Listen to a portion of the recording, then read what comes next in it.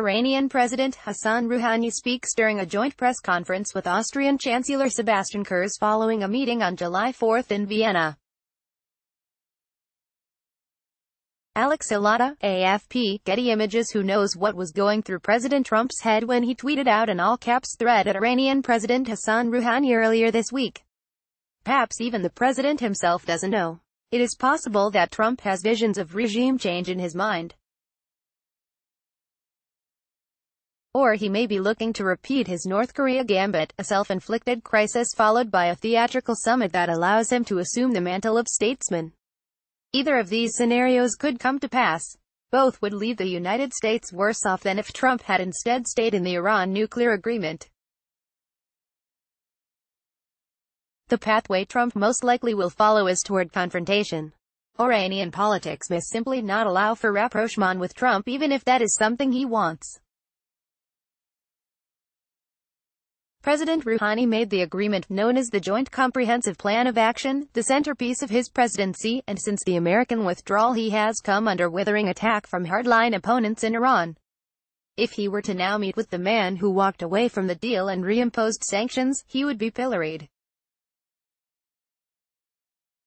Iran is certainly not a democracy, but factional politics exist and put limitations on its politicians. As for the Trump administration, it may also be less motivated to pursue a high-profile summit with Iran than it was with North Korea because it sees a more appealing alternative. National Security Advisor John Bolton, Secretary of State Mike Pompeo, and Vice President Mike Pence all seem to have convinced themselves that the Islamic Republic is on the verge of internal collapse, and that increasing economic pressure and pursuing peaceful regime change is a viable and cheap option. It is certainly better than going to war, which remains a deeply unpopular choice with the American public.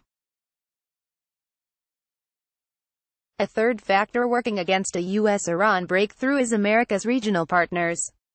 In the North Korea case, South Korea was invested in de-escalating the situation and finding a diplomatic solution. It played a critical role by bringing the offer of a summit directly to Trump. Israel and Saudi Arabia are not going to play such a role. They are deeply invested in a confrontational approach toward Iran that would weaken the regime or, even better, bring it down altogether. Bibi Netanyahu and Mohammed bin Salman will do everything they can to discourage a spectacle like the one we saw in Singapore last month. The lack of international unity to pressure Iran will also make this situation difficult.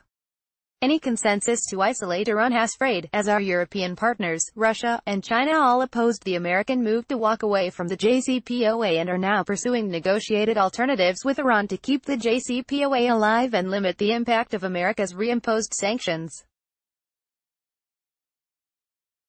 As long as this remains the case, Iran will probably prefer to engage with the other members of the P51 and exacerbate a rift between the United States and its partners. The lack of international unity to pressure Iran will also make this situation difficult. Given these limitations, the most likely scenario is that the Iran situation will just continue to putter along. The Trump administration will try to induce regime change via sanctions, a strategy that is unlikely to succeed. And even if it does, it could bring unpredictable and not necessarily positive results. As we saw during the Arab Spring, regime change could bring about significant instability or even civil war.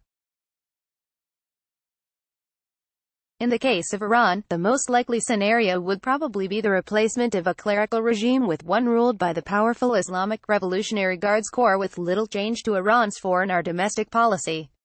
The Iranians will negotiate with the other members of the P51, though as the impact of the U.S. sanctions becomes more acute, they will also likely retaliate for U.S. violations to the JCPOA by restarting elements of their nuclear program in violation of the agreement. All sides will continue to try to avoid a major war, and the president will continue with angry tweets that will have little effect. There is an alternative reality in which President Trump dreams of a high-stakes summit with President Rouhani, or even better with Supreme Leader Ali Khamenei. This would play to the Trump's instincts as a showman and may be more plausible than people believe. The pathway to such a spectacle likely goes through Trump's favorite foreign leader, Vladimir Putin. One of Putin's strongest motivations is to present Russia as an indispensable player on the world stage, a superpower at parity with the United States.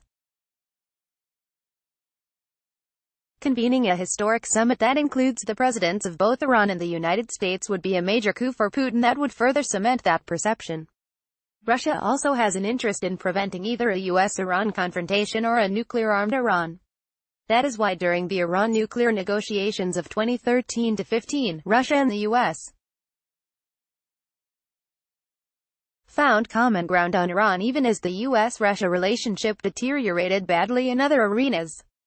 The Russians were a critical player. They often took the Iranian side and made things more difficult for the United States, but there were times in the negotiations when they also put the screws to the Iranians and succeeded in wringing concessions that none of the other players could. The Russians are also deeply invested in a successful end to their military intervention in Syria. Consolidating their military victory requires a political agreement among the key actors, including the United States and Iran. Despite years of meetings and processes in places such as Geneva and Astana, Kazakhstan, thus far all efforts at negotiation have failed. Therefore, a summit that yields progress on this front should be appealing to Putin.